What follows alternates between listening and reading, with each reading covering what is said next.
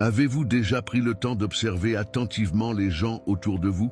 Je ne parle pas de regarder superficiellement, de saluer dans l'ascenseur ou d'échanger quelques mots au travail.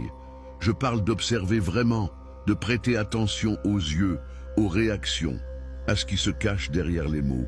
Si vous l'avez fait, vous avez probablement remarqué quelque chose d'étrange, quelque chose que vous n'avez peut-être jamais réussi à mettre en mots, mais que vous avez toujours ressenti. Certaines personnes semblent être vraiment là, tandis que d'autres semblent seulement passer, comme si elles suivaient un scénario invisible, répétant des phrases, imitant des comportements, mais sans jamais vraiment comprendre ce qu'elles font ni pourquoi. Internet a transformé cela en blague. On les appelle des PNJ, personnages non joueurs. Ce personnage de jeu vidéo qui répète les mêmes répliques, suit les mêmes schémas et n'a pas la capacité de sortir du script. C'est devenu un mème, une moquerie, une façon de dénigrer ceux qui pensent différemment. Mais ce que peu de gens savent, c'est que cette idée n'est pas née sur Internet. Elle est ancienne, très ancienne. Et l'une des personnes qui s'est le plus consacrée à l'étude de ce phénomène fut Elena Petrovna Blavatsky, la fondatrice de la Société théosophique. Une femme qui a parcouru le monde entier pour collecter des connaissances occultes et qui a laissé une œuvre monumentale sur la nature réelle de l'être humain. Blavatsky n'utilisait pas le terme PNJ, évidemment. Elle écrivait au XIXe siècle, à une époque où les jeux vidéo n'existaient même pas. Mais elle parlait de quelque chose qui, quand on le comprend bien, fait froid dans le dos. Elle parlait d'êtres humains qui ne possèdent pas ce qu'elle appelait l'ego supérieur développé. Des personnes qui existent sur le plan physique, qui ont un corps, qui parlent, qui travaillent, qui fondent une famille, mais qui intérieurement ne possèdent pas cette étincelle qui relie l'être humain au divin. Et avant que vous ne pensiez que c'est de l'arrogance, que c'est une façon de se sentir supérieur aux autres, laissez-moi vous expliquer une chose. Blavatsky ne jugeait personne. Elle décrivait un processus évolutif qui prend des millions d'années. Un processus que chaque étincelle de conscience traverse à son propre rythme. Il n'y a pas de supériorité ici. Il y a une différence de stade évolutif. Et comprendre cela peut changer complètement la façon dont vous vous reliez au monde. Commençons par les bases, car si vous ne comprenez pas la structure, et rien de ce que je dirai n'aura de sens. La théosophie enseigne que l'être humain n'est pas seulement un corps physique avec un cerveau qui produit des pensées. C'est ce que la science matérialiste veut vous faire croire. Mais les enseignements occultes ont toujours su que nous sommes bien plus complexes que cela. Blavatsky a décrit l'être humain comme étant composé de 7 principes. Ce ne sont pas 7 parties séparées, ce sont 7 aspects d'une même conscience, chacun vibrant à une fréquence différente, chacun remplissant une fonction spécifique. Le premier principe est le corps physique, ce que vous voyez dans le miroir. Le deuxième est le corps vital, l'énergie qui maintient le corps physique en vie. Quand cette énergie se retire, le corps meurt. Le troisième est le corps astral, le véhicule des émotions et des désirs. Le quatrième est le mental inférieur, celui qui gère le quotidien, les pensées concrètes, la logique de base.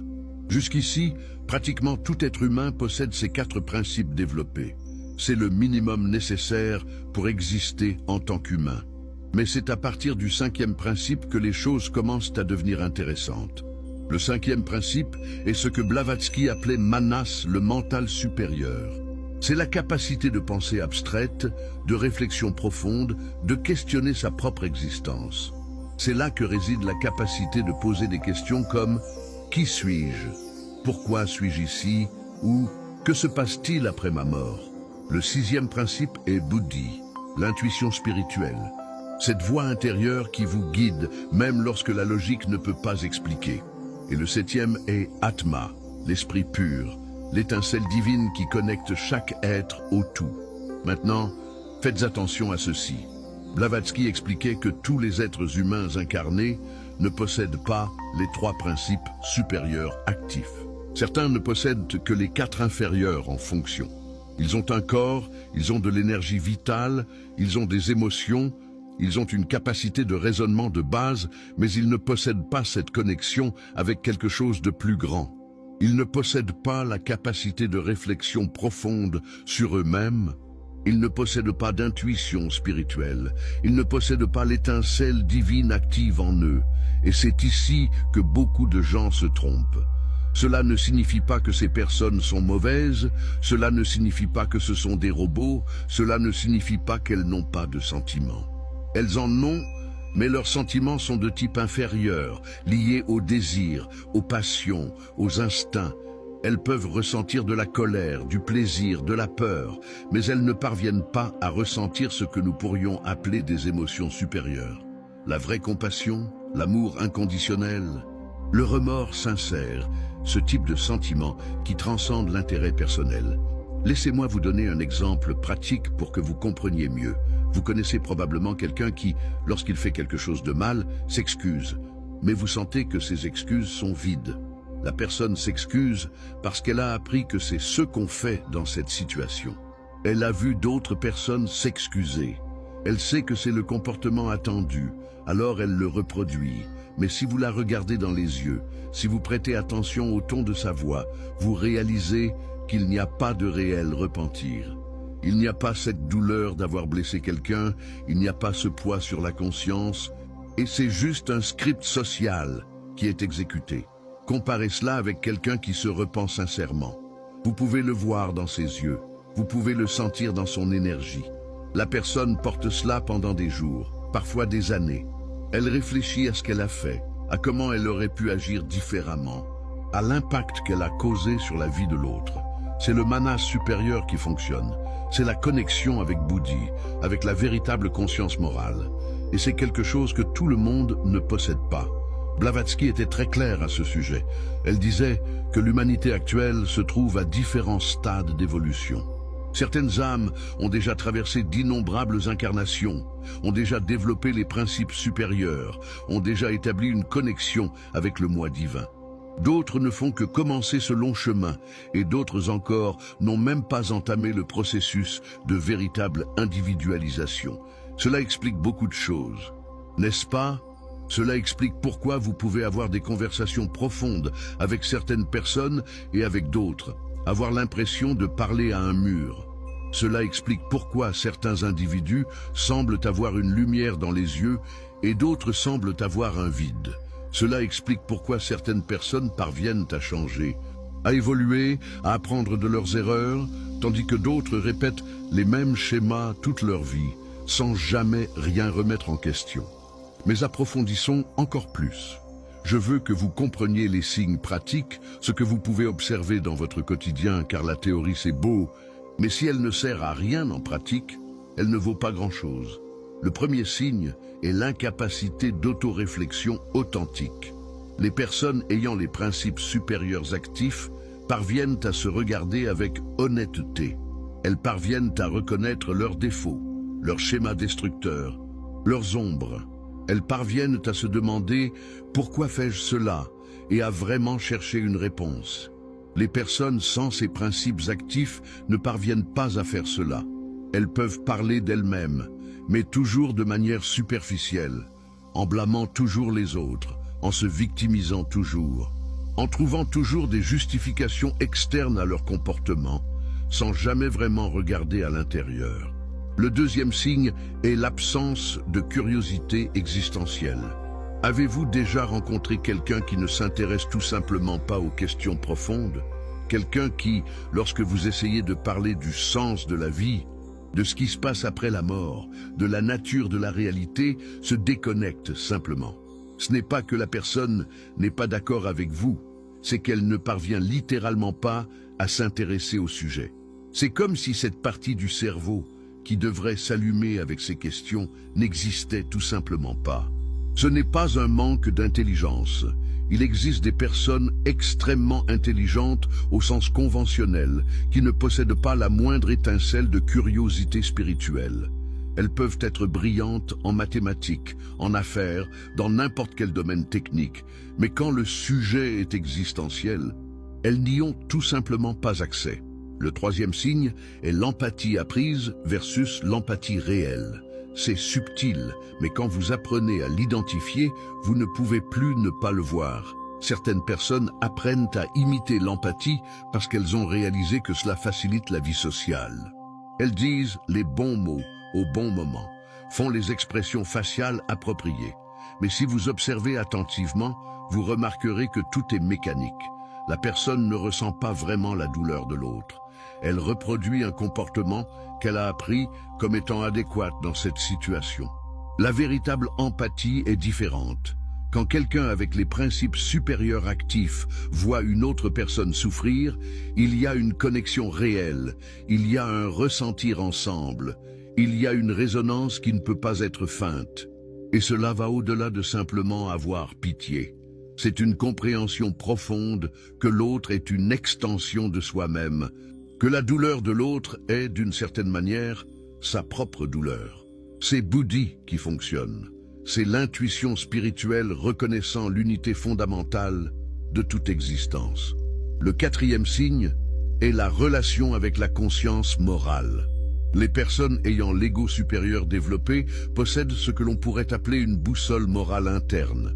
Elles savent quand elles font quelque chose de mal, même si personne ne regarde, même s'il n'y a pas de conséquences externes, elles ressentent un inconfort interne, une dissonance, lorsqu'elles agissent contre leurs valeurs les plus profondes. Les personnes sans cette connexion ne possèdent pas cette boussole. Leur moralité est totalement externe. Elles évitent de faire des choses mauvaises par peur de la punition, par peur de se faire prendre, par peur de perdre quelque chose. Mais si elles avaient de la certitude qu'il n'y aurait aucune conséquence, elles le feraient sans hésiter. Il n'y a pas ce frein interne qui vient de la conscience supérieure.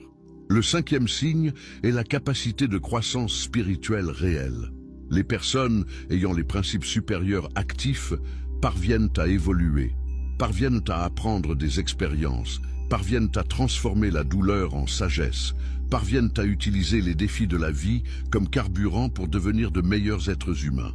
Les personnes sans ces principes semblent être coincées dans une boucle. Elles répètent les mêmes erreurs, tombent dans les mêmes pièges, réagissent de la même manière.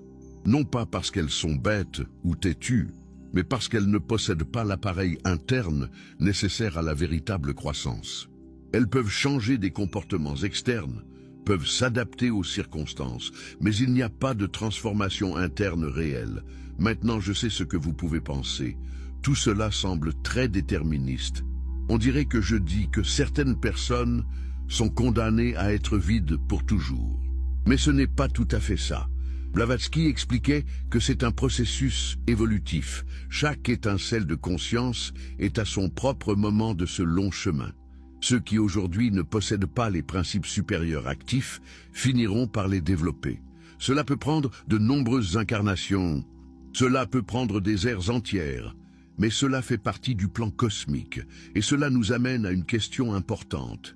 S'il existe des êtres qui ne possèdent pas l'étincelle divine active, quel est leur rôle dans le grand schéma des choses? Pourquoi existent-ils? Blavatsky avait une vision intéressante à ce sujet. Elle voyait ces êtres comme une partie nécessaire du tissu de la réalité. Ils servent de miroir pour ceux qui s'éveillent. Ils créent les frictions nécessaires à la croissance. Ils représentent les défis que les âmes en évolution doivent affronter. Pensez-y ainsi, si tout le monde autour de vous était spirituellement éveillé, si tout le monde avait une conscience supérieure active, où seraient les défis? Comment exerceriez-vous votre patience, votre compassion, votre discernement? C'est dans l'interaction avec ceux qui ne sont pas encore éveillés que vous avez l'opportunité de pratiquer ce que vous avez appris. C'est au contact de l'inconscience que la conscience se renforce. Cela ne signifie pas que vous devez vous martyriser en restant dans des relations toxiques ou des situations destructrices. Le discernement est une partie fondamentale du chemin spirituel, mais cela signifie que vous pouvez voir ces personnes avec d'autres yeux, non avec arrogance, non avec mépris, mais avec compréhension. Elles sont là où elles doivent être, dans leur moment évolutif, tout comme vous êtes là où vous devez être dans le vôtre. Mais il y a un aspect de tout cela que Blavatsky discutait et qui est particulièrement troublant. Que se passe-t-il avec ces personnes après la mort physique? Car si elle ne possède pas l'ego supérieur développé, si elle ne possède pas cette étincelle immortelle active, qu'est-ce qui survit quand le corps meurt? Selon les enseignements théosophiques, lorsqu'une personne avec les principes supérieurs actifs meurt, il y a une partie d'elle qui est immortelle. L'ego supérieur, formé par Manas et Buddhi, continue d'exister. Il porte avec lui l'essence de toutes les expériences, tout l'apprentissage, toute la sagesse accumulée au long de cette incarnation. C'est ce qui se réincarne. C'est ce qui donne la continuité à l'évolution spirituelle. Mais quand quelqu'un sans ses principes actifs meurt, que se passe-t-il? Blavatsky décrivait un processus différent. Les 4 principes inférieurs se désintègrent, le corps physique retourne à la terre, le corps vital se disperse, le corps astral finit par se dissoudre dans le plan astral. Le mental inférieur, sans le support des principes supérieurs, se désintègre aussi. Il n'y a pas de moi immortel pour porter l'expérience plus loin. Il n'y a pas de continuité individuelle. Cela ne signifie pas que l'énergie disparaît. Rien dans l'univers ne disparaît, tout se transforme seulement. Mais l'individualité, ce qui faisait de cette personne spécifique ce qu'elle était, cesse d'exister. C'est comme une vague qui retourne à l'océan. L'eau continue d'exister, mais cette vague spécifique n'existe plus. C'est trop profond pour être traité d'un seul coup. Je sais, et je dois être honnête avec vous. Il n'y a aucun moyen d'avoir une certitude absolue sur ces choses. Personne n'est revenu de l'autre côté pour confirmer. Blavatsky basait ses enseignements sur des traditions occultes millénaires, sur des connaissances qu'elle disait avoir reçues de maîtres ascensionnés dans sa propre clairvoyance développée. Vous pouvez y croire ou non, cela peut résonner en vous ou non. Ce qui importe, c'est que vous y réfléchissiez, que vous questionniez, que vous utilisiez votre propre discernement. Mais revenons aux pratiques, parce que je ne veux pas que vous quittiez cette vidéo avec seulement de la théorie. Je veux que vous repartiez avec quelque chose d'utile, quelque chose que vous puissiez appliquer dans votre vie. Si vous regardez cette vidéo jusqu'ici, vous êtes probablement quelqu'un avec les principes supérieurs actifs. Vous êtes probablement quelqu'un qui se pose des questions existentielles, qui cherche à comprendre le sens des choses, qui sent qu'il y a quelque chose de plus au-delà de ce que les yeux peuvent voir. Et si c'est le cas, vous avez une responsabilité, non pas une responsabilité lourde, mais une responsabilité naturelle qui vient avec la conscience. Votre responsabilité est de continuer à évoluer, de continuer à vous éveiller, de continuer à affiner votre connexion avec votre moi supérieur. Non pour vous sentir meilleur que les autres, mais parce que c'est le but de votre incarnation. Vous êtes ici pour apprendre, pour grandir, pour devenir un canal plus pur de la lumière divine qui existe en vous. Et une partie de ce processus implique d'apprendre à gérer ceux qui ne sont pas encore éveillés. Cela signifie développer la patience, mais aussi le discernement.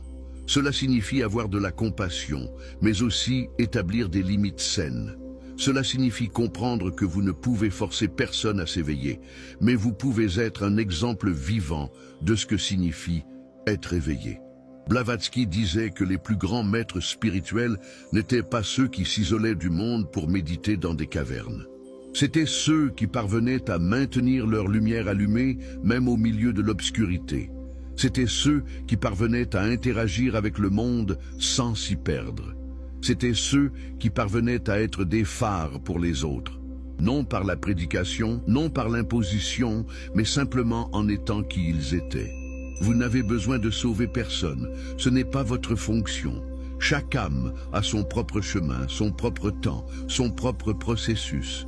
Ce que vous pouvez faire, c'est prendre soin de votre propre évolution, affiner votre propre conscience, renforcer votre propre connexion avec le divin. Et en faisant cela, naturellement vous irradierez une fréquence différente. Naturellement, vous attirerez des personnes qui sont sur le même chemin. Naturellement, vous repousserez ce qui ne résonne plus avec qui vous êtes en train de devenir. Et cela m'amène au point final que je veux vous laisser. La question de savoir qui a une âme et qui n'en a pas ne concerne pas le jugement. Il ne s'agit pas de créer une hiérarchie spirituelle où vous êtes au sommet et les autres en bas. Ce serait votre ego inférieur qui parlerait, pas votre conscience supérieure. La vraie question concerne la compréhension. C'est comprendre qu'il existe différents niveaux de conscience sur cette planète. C'est reconnaître que tout le monde ne joue pas au même jeu que vous. C'est arrêter d'attendre des autres ce qu'ils n'ont pas la capacité de donner. Combien de fois avez-vous été frustré parce que quelqu'un n'a pas compris quelque chose qui pour vous était évident? Combien de fois avez-vous été déçu parce que quelqu'un n'a pas agi avec la conscience que vous espériez? Combien de fois vous êtes-vous senti seul parce qu'il semblait que personne autour de vous ne voyait ce que vous voyiez? Ce n'est pas parce que les gens sont méchants ou bêtes, c'est parce qu'ils sont à des stades différents d'évolution. Certains ne possèdent tout simplement pas l'appareil interne nécessaire pour accéder à certains niveaux de compréhension. Quand vous comprenez cela, quelque chose change en vous. Vous arrêtez de prendre les choses si personnellement. Vous arrêtez d'attendre que le monde entier opère au même niveau de conscience que vous. Vous commencez à accepter les gens comme ils sont, et non comme vous aimeriez qu'ils soient. Et paradoxalement, cela vous libère. Cela vous libère de la frustration constante, de la déception chronique, de la sensation qu'il y a quelque chose qui cloche chez vous parce que vous ne rentrez pas dans le moule. Il n'y a rien qui cloche chez vous. Vous vous êtes simplement réveillé plus tôt que d'autres. Et maintenant, votre tâche est de rester éveillé, de continuer à évoluer, de continuer à devenir la meilleure version de vous-même. Non pour prouver quoi que ce soit à qui que ce soit, non pour vous sentir supérieur, mais parce que c'est ce que votre âme est venue faire ici. Elena Blavatsky a consacré sa vie entière à apporter ses enseignements en Occident. Elle a affronté le ridicule, la persécution, l'incompréhension. Elle aurait pu vivre une vie confortable, mais elle a choisi le chemin difficile parce qu'elle savait qu'il y avait quelque chose de plus grand en jeu. Elle savait que l'humanité avait besoin de ces informations, même si la majorité n'était pas prête à les recevoir. Et peut-être vous demandez-vous pourquoi ces enseignements ne sont pas plus connus. Pourquoi ce n'est pas enseigné dans les écoles, discuté ouvertement, considéré comme une connaissance commune? La réponse est simple, parce que cette connaissance est dangereuse pour les systèmes de contrôle. Si les gens comprenaient vraiment la nature de la conscience, s'ils savaient vraiment qu'il existe une différence fondamentale entre être éveillé et être endormi, s'ils comprenaient vraiment que l'évolution spirituelle est le véritable but de l'existence humaine, tout changerait. Les structures de pouvoir qui dépendent du maintien des gens dans l'inconscience perdraient leur force. Alors cette connaissance a été cachée, a été ridiculisée, a été transformée en occultisme, en quelque chose de marginal, en truc de gens bizarres. Mais elle a toujours été là, disponible pour ceux qui avaient des yeux pour voir et des oreilles pour entendre.